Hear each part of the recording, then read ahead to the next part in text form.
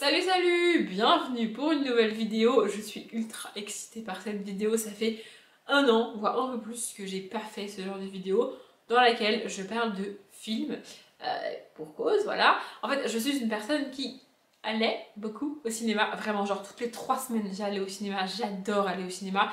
Il faut savoir que, alors tout est fermé, on est d'accord, les bars, les restos, les cinés, ce qui me manque le plus, ce sont les cinémas. Genre si demain on rouvre un restaurant et un cinéma, moi je vais au cinéma et le restaurant je vous le laisse, vraiment je vous le laisse. Ce qui me manque c'est le cinéma, c'est un truc de fou. Et en fait c'est un espèce d'engrenage, tu vois, quand tu vas au cinéma régulièrement, tu vois les bandes annonces, donc du coup ça te donne envie d'aller voir les films, et donc tu vas les voir et tu continues à y aller et tout, enfin bref c'est le principe de la publicité. Mais j'adore aller au cinéma, vraiment, vraiment ça me manque tellement. Bref, et donc en fait, je suis allée au cinéma pour la dernière fois en mars 2020, juste avant qu'il confine, vraiment juste genre... je crois que j'y suis allée le lundi ou le mardi, et le samedi il annonçait le confinement. Genre vraiment j'y suis allée mais c'était limite. Bref, et depuis je suis pas retournée au cinéma. Ça a rouvert un peu cet été mais j'ai pas tenté parce que... En gros l'été a été très compliqué au boulot et donc du coup j'ai pas eu le temps. Je suis dégoûtée mais j'ai pas eu le temps d'y aller, je suis dégoûtée. Bref, dès que ça rouvre, je me rue dessus, c'est sûr. Rien à foutre. Pardon pour le gros mot. Et en fait, là, il y a quelques semaines, je me suis dit que je pouvais regarder des films sans aller au cinéma. En vrai, c'est juste que j'ai pas pris l'habitude de le faire depuis mars 2020. Je crois que jusqu'à janvier ou février, même là 2021, je n'ai pas regardé un seul film. Parce que moi, je les regarde au cinéma, les films, du coup. Et j'ai pas pris l'habitude de les regarder. En plus, j'ai pas la télé chez moi. Donc, je sais pas, je regarde pas de films. Mais j'ai trouvé un système qui me permet de regarder des films parce que ça me manquait vraiment. J'adore les séries, j'en regarde beaucoup, mais les séries, les films, j'adore ça aussi. Bref, donc du coup, je regarde à peu près un film par semaine. J'essaie de m'organiser pour regarder un film par semaine. Ça rentre pas toujours dans mon emploi du temps, mais j'essaye. Et donc du coup, aujourd'hui, je vais vous parler de films que j'ai vus. Alors, plus ou moins récemment, puisque le premier dont je vais vous parler, c'est celui que j'ai vu au cinéma en mars 2020. Ça date, mais bon, bref, c'est parti. Et donc, je commence avec le dernier film que j'ai vu au cinéma et qui était En Avant, donc des studios Disney Pixar. J'adore les dessins animés, il faut savoir que voilà, je suis une grande fan de dessins animés. Tous les Disney, tous les Pixar, c'est ma vie. Et j'aime l'évolution qu'on a dans les messages des dessins animés et particulièrement des Pixar. Mais bref, donc ici on est sur En Avant. En gros, on va suivre deux frères. Alors j'ai plus les prénoms, hein, je vous avoue que j'ai plus les prénoms, mais j'ai adoré, j'ai pleuré comme un bébé à la fin. Bref, donc on va suivre deux frères qui vivent avec leur mère. Leur père est parti ou mort, je sais plus, en tout cas il est pas là, je crois qu'il est mort, oui il est mort. Et donc du coup voilà, on fait ces deux frères qui sont très très très différents. Le personnage principal qu'on suit est très réservé, très timide, tout petit, tout maigre, il veut embêter personne, il demande rien à personne, enfin vraiment il est dans son coin. Et son grand frère est physiquement son opposé, il est beaucoup plus grand, beaucoup plus imposant et beaucoup plus extraverti, beaucoup plus en représentation dans sa vie, vraiment il a besoin d'attention, il parle beaucoup, il donne, enfin vraiment il est totalement exubérant. Et donc les frères s'entendent pas beaucoup parce que ils sont très différents et quand ils sont en public, il y en a un qui passe son temps à attirer l'attention et l'autre qui ne veut qu'une chose, passer inaperçu, ce qui ne colle pas vraiment. Bref, et donc au début du livre, c'est l'anniversaire, je crois, du plus jeune, qui est le personnage principal, et il reçoit une lettre de son père, enfin, je sais plus, mais il y a une histoire avec son père, et ils vont s'embarquer tous les deux, donc avec son grand frère, dans une espèce de quête. Je peux pas trop en dire parce que sinon ça vous dévoile toute l'histoire et ce serait dommage, mais j'ai adoré ce livre. En gros, c'est du coup l'histoire de cette quête et de cette fraternité qui va naître entre les deux frères, parce que voilà, ils sont quand même frères. Et j'ai adoré, vraiment j'ai adoré, je l'ai dit, j'ai pleuré comme un bébé à la fin, mais c'était tellement bien. Voilà, et c'est le dernier film que j'ai vu au cinéma, donc c'est aussi important, enfin, c'est un truc, du coup c'est lié à ce film-là, et c'est... Bref, j'ai adoré ce film, si vous ne l'avez pas encore vu, franchement, foncez. Ah, j'ai menti parce qu'en juin 2020, du coup, j'ai regardé un film et j'ai regardé Feel the Beat. Donc c'est un téléfilm Disney Channel, je pense. Je pense qu'au mois de juin, je ne devais pas aller bien pour regarder ce genre de film, c'est que je vais pas bien. J'adore les films de danse, on en reparlera plus loin dans la vidéo d'ailleurs. Voilà, c'est un truc que j'adore. Je n'ai jamais fait de danse de toute ma vie, parce que quand j'étais en âge de commencer à faire de la danse, donc genre entre mes 8 et mes 12 ans, tu vois, un âge voire plus jeune même, un âge où tu commences à faire de la danse, enfin si tu veux faire de la danse, tu vois, moi je faisais je sais pas, je faisais du cirque, je faisais du foot, je faisais de la natation, je faisais pas du tout de danse, donc j'ai jamais fait de danse de toute ma vie, mais j'adore les films de danse. Bref, et donc dans ce livre, on suit, dans ce livre, pas du tout, dans ce film, on suit une école de danse avec des ados. Je trouve ça vraiment très cool, vraiment très sympa, c'est très léger, ça se regarde bien. C'est pas le film du siècle, ça n'a pas pour vocation de transmettre des messages de malade, j'ai pas pleuré, c'était pas dinguissime. Mais franchement j'ai passé un bon moment, c'était très cool. C'est un film très peu connu je pense, parce que c'est un téléfilm. Bon, de toute manière vous me direz, tous les films récemment ne sont pas sortis au cinéma du coup. Mais voilà, franchement c'est très cool. Voilà, c'est un bon film d'ado avec de la danse. Moi j'adore ça, donc j'ai passé un bon moment. C'est pas obligé de le regarder, pas comme en avant. Et donc on arrive à février 2021, et oui déjà. En février 2021 j'ai regardé J'y crois encore. J'ai été attirée par ce film parce que l'actrice principale c'est Britt Robertson, je suis fan de Britt Robertson, c'est comme ça. Et en fait je savais pas du tout en le commençant, je me suis renseignée un petit peu après, c'est une biographie d'un musicien américain je crois, ou anglais, je sais plus, d'un musicien chanteur très connu que moi je ne connaissais absolument pas. Et en fait c'est l'histoire de sa vie. C'est une biographie, hein. Non mais il a rencontré sa femme quand il était très jeune et sa femme est tombée malade, elle avait un cancer. Et voilà, donc Britt Robertson joue sa femme et on a l'acteur principal qui joue le personnage principal. Voilà, on suit leur histoire, leur vie, leur rencontre, leur amour, comment ils se sont rencontrés, la musique qui est très importante au milieu de ce film, et puis le combat contre la maladie et tout. Et savoir que c'est une histoire vraie, franchement, c'est... Enfin, bon, on va pas se le cacher, hein, j'ai pleuré à la fin. Oui, bah écoute, à un moment donné, c'est comme ça.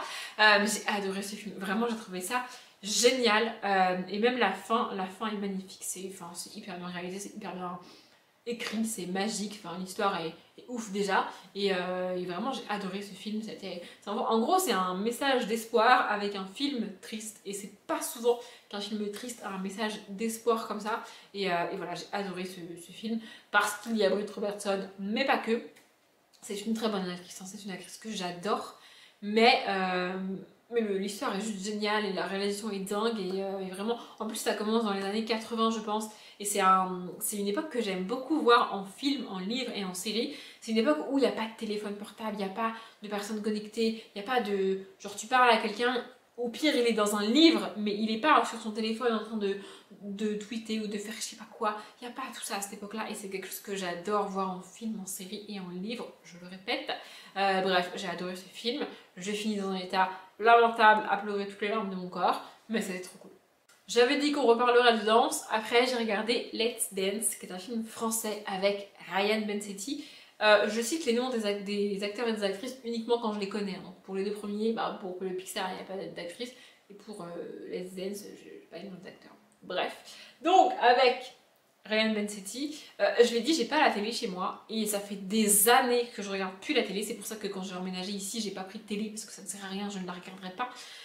Donc toutes les émissions de type Danse avec les stars, parce que c'est ce qu'il a fait. Mais même, je sais pas moi, Top Chef, Pékin Express et tout, Koh-Lanta, tout ça, ce sont des émissions que je connais parce que les gens autour de moi les regardent, en parlent, mes sœurs les regardent, mes parents les regardent, mes collègues les regardent, mes collègues en parlent, donc je sais que ça existe, mais je ne les regarde pas.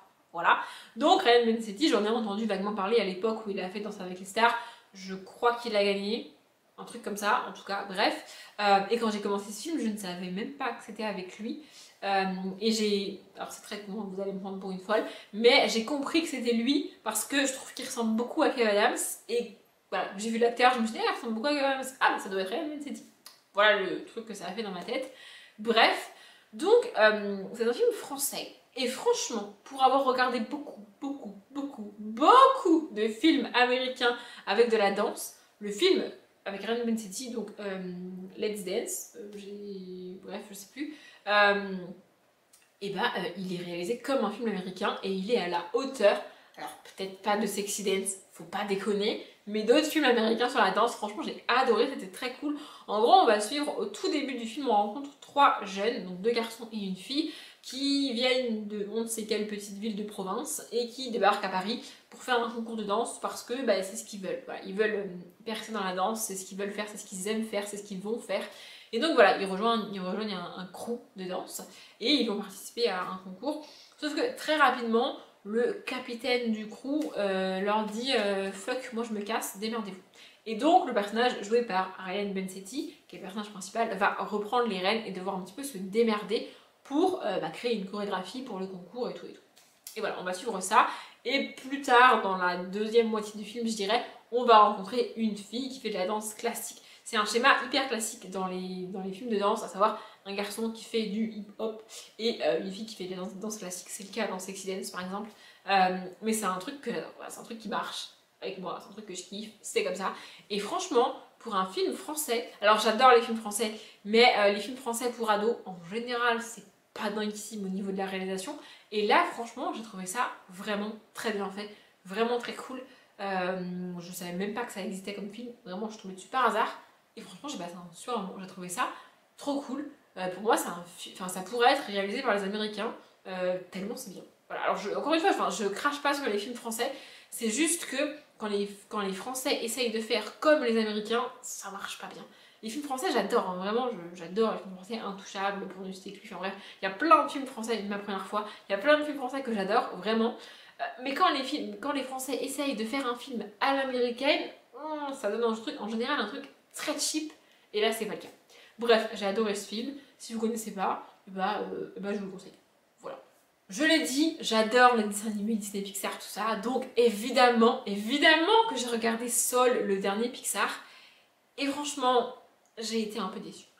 Voilà, donc c'est un Pixar sorti, c'est le dernier Pixar qui est sorti, je crois, et je vais commencer par l'histoire, et ensuite je parlerai du pourquoi, du comment j'ai pas vraiment aimé, enfin j'ai été un petit peu déçue.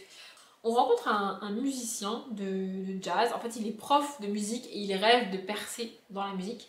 Il va avoir une chance inouïe au début du film, il va pouvoir donner un concert avec une de ses idoles, une star de la musique pour lui, sauf qu'il a un accident et en gros il pourra pas faire ce concert. J'ai failli le dire mais je voulais pas vous le dire parce que franchement moi j'ai été choquée quand j'ai vu la scène et que j'ai compris le thème du livre, je me suis du livre.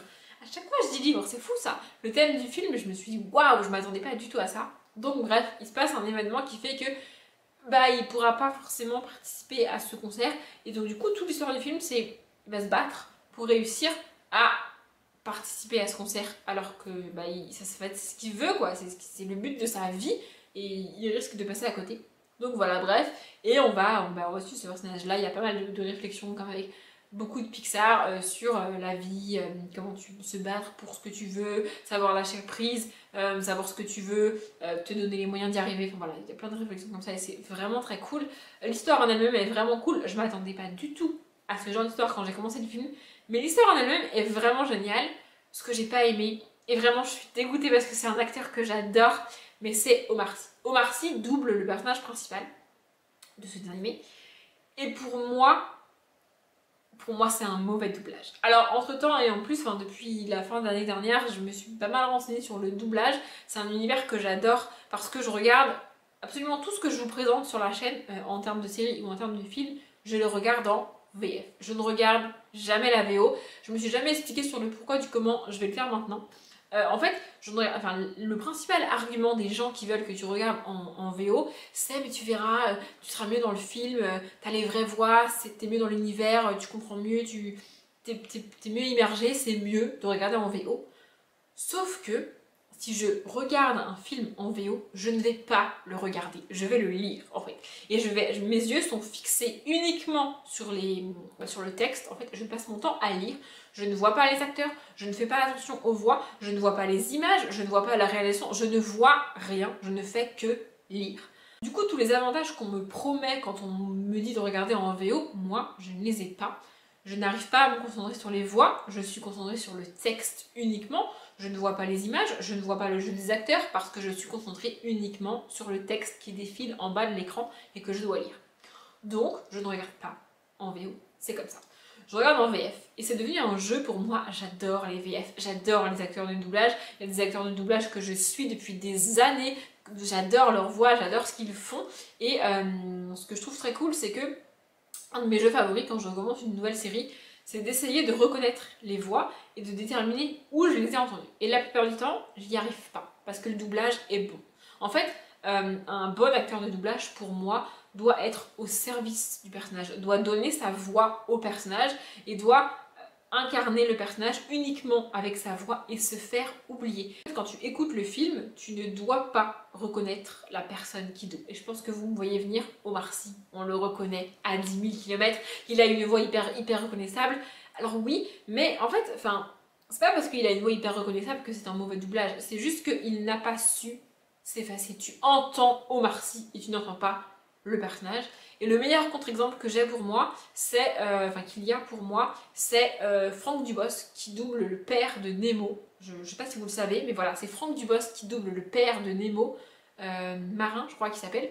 Et quand tu regardes le film, quand tu écoutes le film, tu ne reconnais pas Franck Dubosc. Alors qu'il a une voix hyper reconnaissable, c'est une voix qu'on entend beaucoup, qu'on connaît par cœur en France, parce que c'est un acteur, parce que c'est un humoriste qu'on a beaucoup entendu, mais quand tu regardes Nemo, tu entends Marin et tu n'entends pas Franck Dubosc. Et pour moi, c'est ça qui doit faire un bon doublage. Et pour moi, Omar Sy a échoué à faire ça. Je suis désolée, j'adore Omar Sy. Vraiment, j'adore Omar Sy. Mais pour moi, le doublage de Soul, c'est pas bon. C'est pas bon du tout parce que tu entends Omar Sy et tu n'entends pas le personnage principal. Et c'est vraiment dommage. Bref, je pourrais divaguer sur le doublage pendant des heures. Je vous conseille la chaîne de Mr. Fox qui parle de doublage et qui fait ça vraiment très bien. J'ai appris beaucoup de choses avec lui.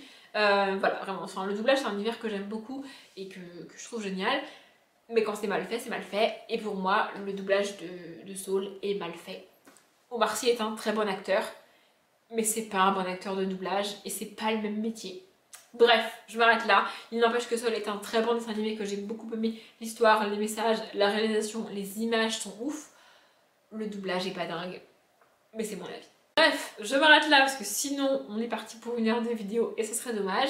J'espère que cette vidéo vous a plu. J'espère vraiment pouvoir refaire ce genre de vidéo dans les semaines et les mois qui viennent, parce que ça voudrait dire que j'ai vraiment repris l'habitude de regarder des films et ça me manque tellement que j'ai envie de le faire. Bref, comme d'habitude, je vous souhaite une bonne journée, un bon après-midi, un bon appétit ou une bonne nuit et je vous dis à bientôt.